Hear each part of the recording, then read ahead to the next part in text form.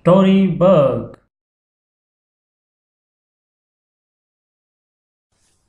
by Ruskin. The sweeper boy splashed water over the cosmetic that hung in the doorway, and for a while the air was cool. I sat on the edge of bed, staring out of the open window, plodding upon the dusty road, shimmering in the noonday heat. The car passed, and the dust rose blowing cloud across the road that lived the people who were supposed to look after me, while my father lay in hospital with malaria. I was supposed to stay with them, sleep with them, but except for meals, I kept away. I did not like them, and they did not like me. For a week longer, probably, I was going to live alone in the red brick bungalow, outskirts of the town and fringes of the jungle.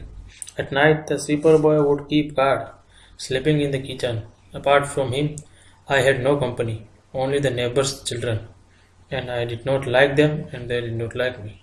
Their mother said, "Don't play with the zipper boy. He is unclean. Don't touch him. Remember, he is a servant. You must come and play with my boy."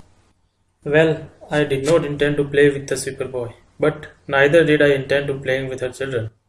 I was going to sit on my bed all week and wait for my father to come home. The sweeper boy, all day he pattered up and down in the house and the water tank, with the bucket clanging against his knees, back and forth, with a wide friendly smile. I frowned at him. He was about my age. He had short cropped hair, very white teeth, and muddy feet. All he wore was an old pair of khaki shorts. The rest of his body was bare, burned brown. At every trip of water tank, he bathed and returned, dripping and glittering from the head to toe.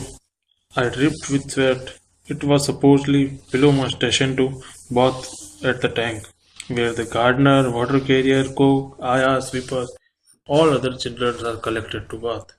I am the Sahib's son, and the convention ruled that did not play with servant children. But I was just as determined not to play with the other Sahib children, for I did not like them, and they did not like me. I watched the flies buzzing against the window pane, the lizards scuttling across the rafters, the wind scattering petals, long dead flowers. The sweeper boy smiled and saluted in play. I avoided his eyes and said, "Go away."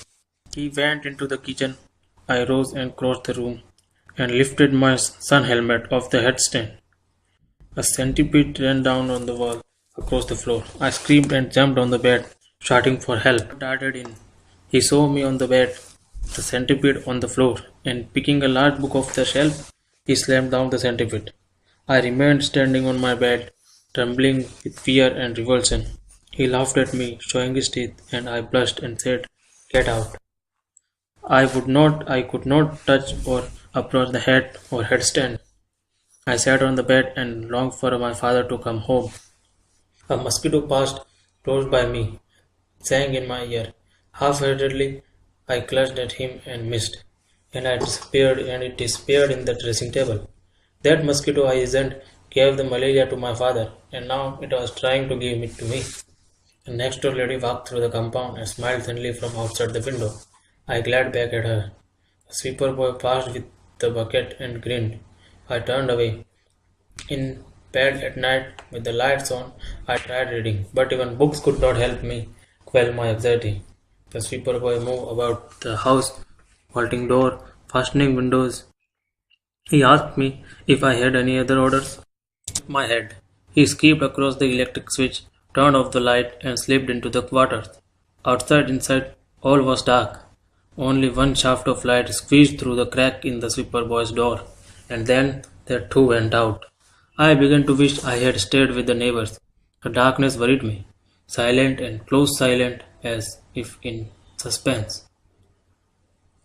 Once a bat flew flat against the window, falling on the ground outside. Once an owl hooted. Sometimes a dog barked, and I taunted, and I make tight wild dog noise.